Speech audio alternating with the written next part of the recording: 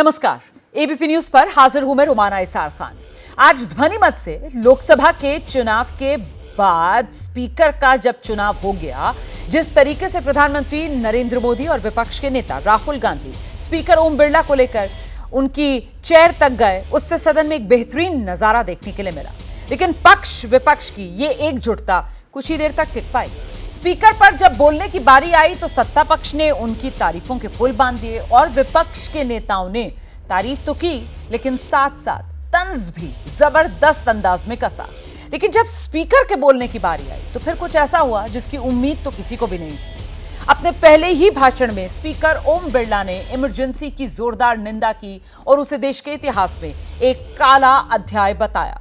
वो इमरजेंसी जो आज से ठीक 49 साल पहले आज ही के दिन से लागू हुई थी। स्पीकर ने अपने प्रस्ताव में इमरजेंसी के लिए कांग्रेस को, इंदिरा गांधी को कटघरे में खड़ा किया, उनकी कड़ी आलोचना की और साथ ही मौन रखने की सांसदों से अपील भी की। सदन के भीतर जहां स्पीकर ने इमरजेंसी की आलोचना की, वहीं सदन के बाहर एनडीए सांसदों ने जोरदार प्रदर्शन किया। इमरजेंसी के लिए राहुल गांधी माफी मांगे, ये मांग की।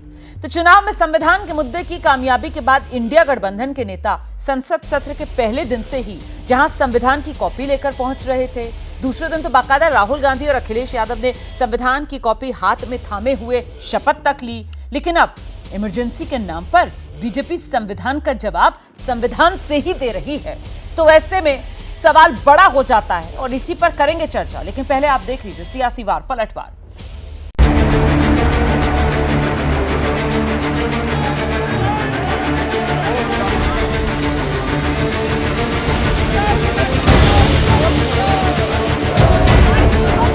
ये सदन 1975 में देश में आपातकाल इमरजेंसी लगाने के निर्णय की कड़े शब्दों में निंदा करता है।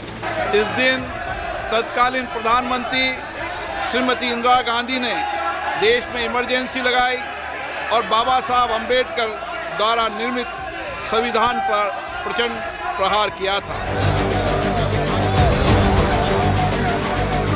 ये राजनीतिक प्रयोग किया जा रहा है।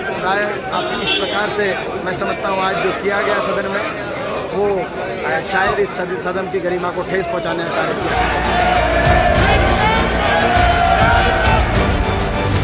भारत में हमेशा लोकतांत्रिक मूल्यों और वाद संवाद का समर्थन हुआ, हमेशा लोकतांत्रिक मूल्यों की सुरक्षा की, उन्हें हमेशा प्रोत्साहित किया गया।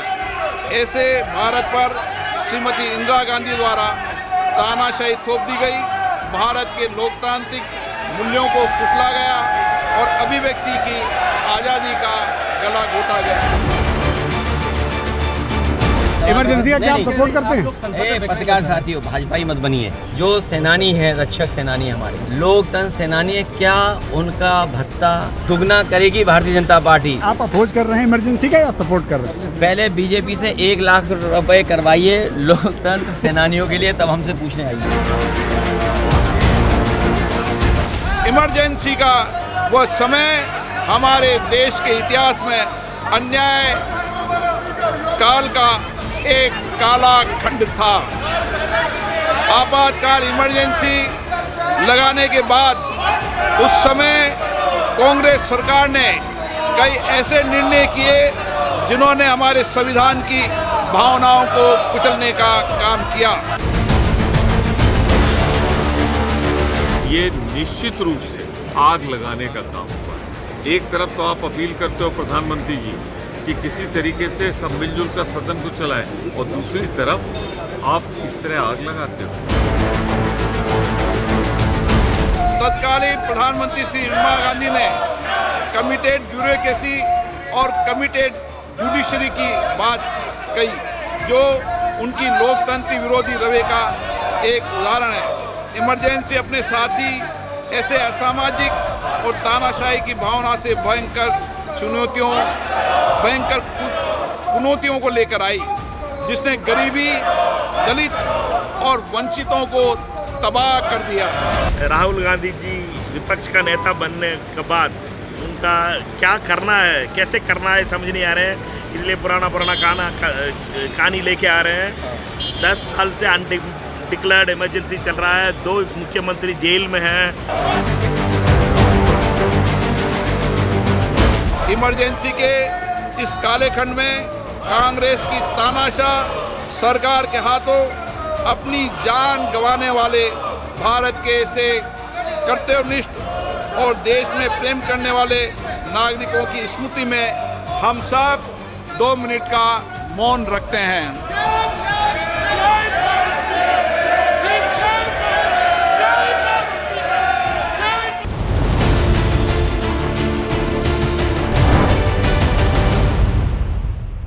जैसे ही घड़ी का काटा दोपहर 2:30 पे आए, बबीता जी का दिल सास बहू साजिश के लिए मचल जाए। और ये है इनकी बहू, पूरे दिन ऑफिस की टेंशन हो जाए गॉन जब ये करें अपना फेवरेट शो फ्री टाइम पे ऑन।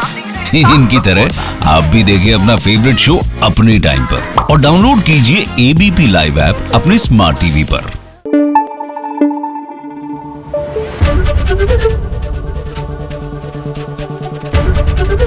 एबीपी न्यूज आपको रखे आगे।